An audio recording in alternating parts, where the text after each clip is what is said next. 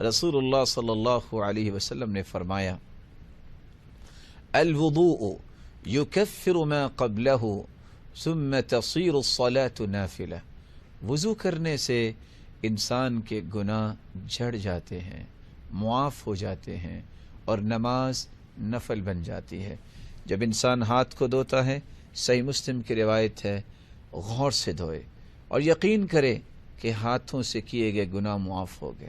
چہرے کو دھوتا ہے، آنکھوں کے گناہ معاف ہو گئے، زبان کے گناہ، اسی طرح ہاتھ پاؤں کو دھوتا ہے، کسی جگہ چل کے گیا وہ گناہ معاف ہو جاتے ہیں۔ تو وضو کرنے سے بھی انسان کے گناہوں کی معافی مل جاتی ہے۔ دوسرا طریقہ رسول اللہ صلی اللہ علیہ وآلہ وسلم نے فرمایا اذان سنیے، اذان سننے کے بعد اسی طرح جواب دیجئے جس طرح مؤذن کہتا ہے۔ حدیث کے الفاظ ہیں اور یہ روایت رسول اللہ صلی اللہ علیہ وسلم کی صحیح مسلم میں ہے، من قال حین یسمع المؤذن، جو شخص مؤذن کی اذان سن کے یہ کہتا ہے اشہد ان لا الہ الا اللہ وحدہ لا شریک لہ وان محمدا عبدہ ورسولہ رضیت باللہ ربا وبالاسلام دینا وبمحمد نبیا غفر لہ ذنبہ، رب تعالیٰ اس کے گناہوں کو بھی معاف کر دیتے ہیں۔ تیسرا طریقہ، آپ امام کے پیچھے فرض نماز پڑھ رہے ہیں، آپ امام کے پیچھے تراویح پڑھ رہے ہیں، قیام کر رہے ہیں، جب امام آمین کہے تو تم بھی آمین کہو۔ نتیجہ کیا نکلے گا؟ صحیح بخاری کی روایت ہے 780، رسول اللہ صلی اللہ علیہ وسلم نے فرمایا اذا امن الامام فامنوا، جب امام آمین کہے تو تم بھی آمین کہو، فإنه من وافق تأمینه تأمین الملائکہ غفر له ما تقدم من ذنبی، جس کی آمین فرشتوں کی آمین کے موافق ہو گئی، اللہ ذوالجلال کی طرف سے اس کے تمام گناہوں کو بخش دیا جاتا ہے۔ چوتھا طریقہ، آپ امام کے پیچھے کھڑے ہیں یا آپ اکیلے نماز پڑھے ہیں تو سمع اللہ لمن حمدہ کہہ کے جب آپ رکوع سے سر اٹھاتے ہیں تو آپ یہ الفاظ کہیے اللہم ربنا لک الحمد۔ یہ روایت صحیح بخاری کی ہے، رسول اللہ صلی اللہ علیہ وسلم کے صحابی فرماتے ہیں اللہ کے رسول نے فرمایا اذا قال الامام سمع اللہ لمن حمدہ فقولوا اللہم ربنا لک الحمد، جب امام سمع اللہ لمن حمدہ کہے تو تم کہو اللہم ربنا لک الحمد، فإنه من وافق قوله قول الملائکہ غفر له ما تقدم من ذنبی، جس کا یہ کلمہ فرشتوں کے کلمے کے ساتھ موافق ہو گیا اس کے گناہوں کو بھی معاف کر دیا جائے گا۔ 796 صحیح بخاری کی یہ روایت کا نمبر ہے۔ پانچواں طریقہ جو گناہوں کو معاف کروانے کا بیان کیا ہے، 2 رکعتیں دل لگا کے پڑھیے۔ یہ روایت صحیح الجامع کی ہے، رسول اللہ صلی اللہ علیہ وسلم نے فرمایا من توضأ، جو وضو کرتا ہے، فأحسن الوضوء، خوبصورت وضو کرتا ہے، ثم صلی رکعتین، پھر 2 رکعتیں پڑھتا ہے، لا یسہو فیہما، دل لگا کے پڑھتا ہے، کوئی سوچ ادھر ادھر نہیں لے جاتا۔ ان 2 رکعتوں کو پڑھنے کے بعد انعام کیا ملتا ہے؟ غفر اللہ لہ ما تقدم من ذنبی، رب تعالیٰ اس کے سابقہ گناہوں کو معاف کر دیتے ہیں۔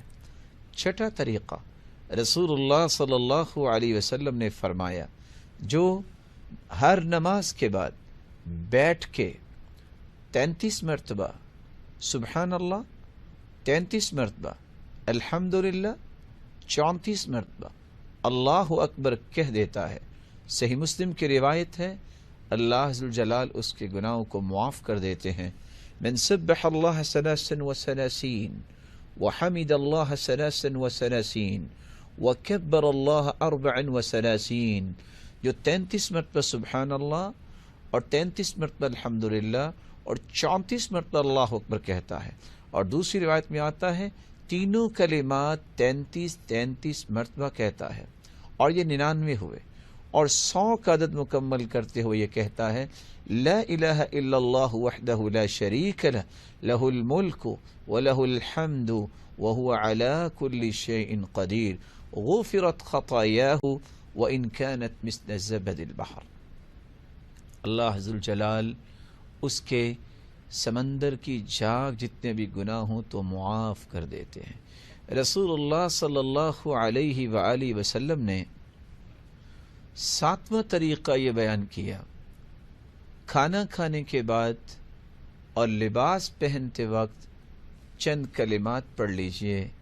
تمہارے گناہوں کو رب تعالی معاف کر دیں گے. وہ کلمات کیا ہیں؟ من اکل طعاما، حدیث کے الفاظ ہیں جو صحیح الجامع کی روایت ہے. جو کھانا کھاتا ہے اور کھانا کھانے کے بعد یہ پڑھتا ہے الحمدللہ الذي اطعمني هذا الطعام ورزقنيه من غیر حول مني ولا قوة، اتنے کلمات پڑھ لیتا ہے غفر له ما تقدم من ذنبی، رب تعالیٰ کی طرف سے اس کے گناہوں کو معاف کر دیا جاتا ہے. اور جو شخص ومن لبس ثوبا، جو کوئی بھی لباس پہنتا ہے، نئے لباس کی دعا الگ ہے، جو کوئی بھی لباس پہنتا ہے اور لباس پہنتے وقت یہ کہتا ہے الحمدللہ الذی کسانی ھذا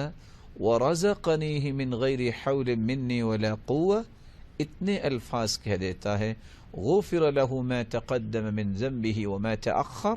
اللہ ذوالجلال اس کے اگلے پچھلے گناہوں کو معاف کر دیتے ہیں. 8واں طریقہ جس سے انسان اپنے گناہوں کو معاف کروا سکتا ہے، رسول اللہ صلی اللہ علیہ وسلم نے فرمایا، اور یہ صحیح الجامع کی روایت ہے،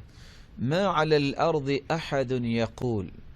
روئے زمین پر کوئی بھی ایسا انسان نہیں جو یہ کہتا ہو لا الہ الا اللہ واللہ اکبر ولا حول ولا قوة الا باللہ، اتنے کلمات جو کہتا ہو الا کفرت عنہ خطایاہ ولو كانت مثل زبد البحر، اتنے الفاظ جو بھی کہتا ہے اللہ ذوالجلال اس کے سمندر کی جھاگ جتنے بھی گناہ ہوں تو اسے معاف کر دیتے ہیں. یہ سمندر کی جھاگ جتنے گناہوں سے مراد کیا ہے؟ آپ جانتے ہیں پانی کی موجیں کنارے پہ بار بار ٹکراتی ہیں اور 24 گھنٹے ٹکراتی ہیں اور جھاگ بنتی رہتی ہے. جو 24 گھنٹے برائیوں میں اٹا ہوا ہو اور اگر وہ یہ کلمات پڑھ لیتا ہے، رب سے توبہ کر لیتا ہے، تو رب تعالیٰ اس کے بھی گناہوں کو معاف کر دیتے ہیں. 9واں طریقہ رسول اللہ صلی اللہ علیہ وسلم نے جو بیان کیا ہے، صحیح بخاری کی روایت ہے 6405، کہ جو شخص 100 مرتبہ یہ کلمہ کہہ دیتا ہے، من قال سبحان اللہ وبحمدہ فی الیوم 100 مرہ، 100 مرتبہ ایک دن میں کہہ دے سبحان اللہ وبحمدہ، یہ کلمہ اتنا مبارک ہے، نتیجہ کیا نکلتا ہے؟ حطت عنہ خطایاہ وإن كانت مثل زبد البحر، اللہ ذوالجلال سمندر کی جھاگ کے برابر بھی اگر گناہ ہوں تو اس کے معاف کر دیتے ہیں. 10واں طریقہ رسول اللہ صلی اللہ علیہ وآلہ وسلم نے بیان کیا ہے، وہ یہ ہے اگر آپ کو اللہ نے یہ توفیق دے دی تو آپ کتنے خوش نصیب ہیں، بختور ہیں، سعادت مند ہیں، خوش بخت ہیں کہ آپ کی زندگی میں آپ کو اللہ کے قرآن کی مجلس، اللہ ذوالجلال کے ذکر کی مجلس میسر آ گئی، نیک لوگوں کی مجلس میسر آ گئی. صحیح الجامع کی یہ روایت ہے، رسول اللہ صلی اللہ علیہ وسلم نے فرمایا ما جلس قوم یذکرون اللہ، جو بھی قوم بیٹھ کے اللہ کا ذکر کرتی ہے، فیقومون، پھر اللہ کا ذکر کرنے کے بعد وہاں سے مجلس برخاست کرتے ہیں. اللہ کا ذکر قرآن بھی ہے، اللہ کا ذکر جو قرآن میں آیا ہے، جو حدیث میں آیا ہے. کیسے کرنا ہے؟ جیسے اللہ کے رسول صلی اللہ علیہ وسلم نے کیا. جب وہ مجلس برخاست ہوتی ہے تو اللہ ذوالجلال کا فرشتہ یہ اعلان کر دیتا ہے قوموا قد غفر اللہ لکم ذنوبکم، جاؤ اپنے گھروں کو واپس پلٹ جاؤ، تمہارے گناہوں کو رب تعالی نے معاف کر دیا ہے۔ وَبُدِّلَتْ سَيِّئَاتُكُمْ حَسَنَاتٍ، اور تمہارے گناہوں کو نیکیوں میں تبدیل کر دیا گیا ہے۔ سعادت مند ہے وہ انسان جو ان 10 طریقوں کو اس مبارک مہینے میں بھی اختیار کرتا ہے۔ اور 11واں اور آخری طریقہ میں آپ کی خدمت میں جو پیش کرنے جا رہا ہوں، رسول اللہ صلی اللہ علیہ وسلم نے فرمایا، من حج للہ فلم يرفث ولم يفسق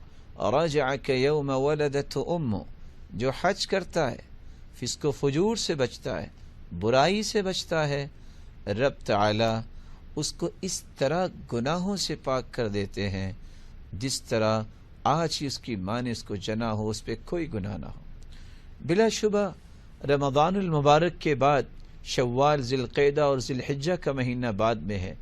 ابھی سے پلاننگ کریں کہ اللہ ذوالجلال آپ سب کو حج کی توفیق سے نوازے، آپ کے لیے آسانیاں فرمائے، آپ سب کو ہمت و توفیق سے نوازے۔ اور کتنے خوش نصیب ہیں جنہوں نے رمضان المبارک میں عمرہ کیا۔ حدیث کے الفاظ ہیں صحیح بخاری کے، ان عمرۃ فی رمضان تعدل حجہ او حجۃ معی، رسول اللہ صلی اللہ علیہ وسلم نے فرمایا رمضان المبارک میں عمرہ اس کا اجر اتنا ہے جتنا حج کا اجر ہے، اور ساتھ فرمایا او حجۃ معی، اس عمرے کا اجر اتنا ہے جتنا کسی نے حج رسول اللہ صلی اللہ علیہ وسلم کے ساتھ کیا ہو۔ اللہ ذوالجلال سے دعا ہے، اللہ ذوالجلال ہم سب کو معاف فرمائے، ہماری غلطیوں اور کوتاہیوں سے درگزر فرمائے، ہمارے گناہوں کو نیکیوں میں تبدیل فرمائے، اور ہماری مغفرت اور بخشش فرمائے۔